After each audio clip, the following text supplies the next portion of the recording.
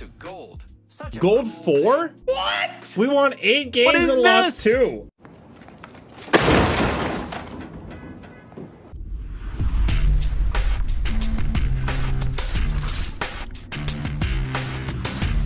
Hey everyone, Thordan Smash here, and today we're going to be talking about ranked arenas and whether or not it's broken or if this is the system that Respawn wanted to implement and everything is going fine. I also wanted to let you guys know real quick, in about 3 hours from the release of this video, all 3 maps, World's Edge, Kings Canyon, and Olympus, will be in rotation, and these are the times and durations that each map will be available. Okay, so now let's talk about ranked arenas because there's a lot of confusion and a lot of people feel like the system is broken. The first thing to go over is the fact that when you start off playing ranked arenas, you'll notice that after you're done with your placement test, you're getting around 108 to 116 points. But at a certain point, it drops down. You're only getting around 8 or 12. Now, I know a lot of people have said, oh, that's way too much of a grind. If this is the way that it's built, there's no way that this is even feasible to reach a high rank. First, I want to go over one very distinct thing. Ranked arenas does not have a split like the normal battle royale. When you play ranked arenas, your ranking will go on throughout the entire season, meaning you have 90 days instead of just the typical 45 to reach the rank that you want. So that's important to know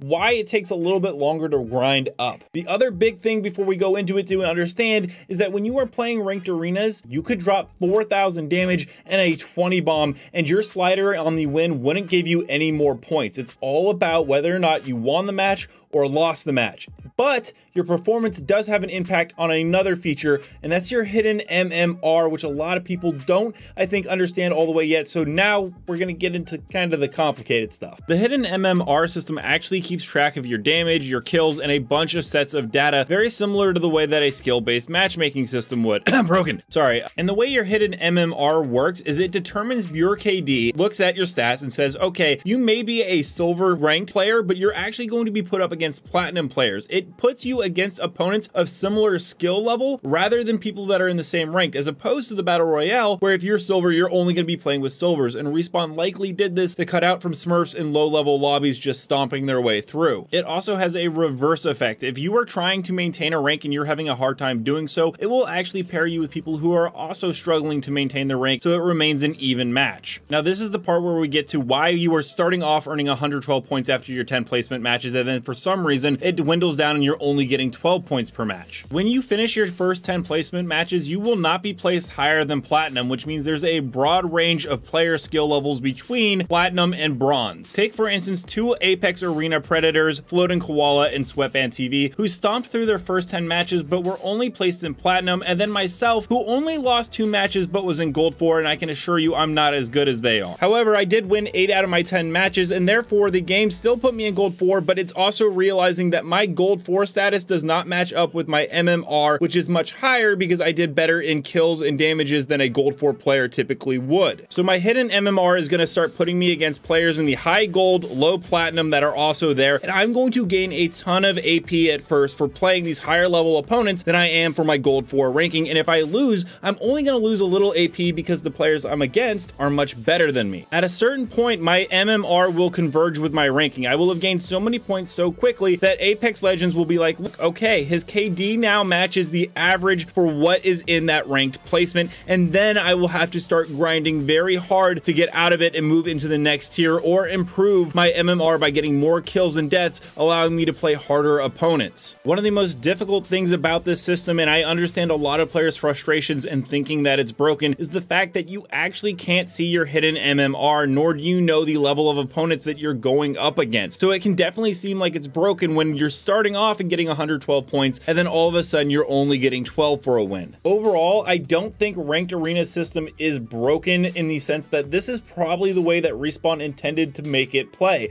It is supposed to be grindy when you hit a certain rank. However, that doesn't mean that it isn't a system that could use some improvements. One I have thought about way too much is the fact that it would be nice if you could request higher level opponents so you could gain more points. But at the end of the day, you are all the ones playing ranked arenas, so let me know down below, do you like this system? Do you think it is a broken way to do arenas, or are you happy with the way that it's currently set up? I'm always interested to know your guys' opinion. And until next time, legends, keep slaying in the Outlands. I'll see you out there.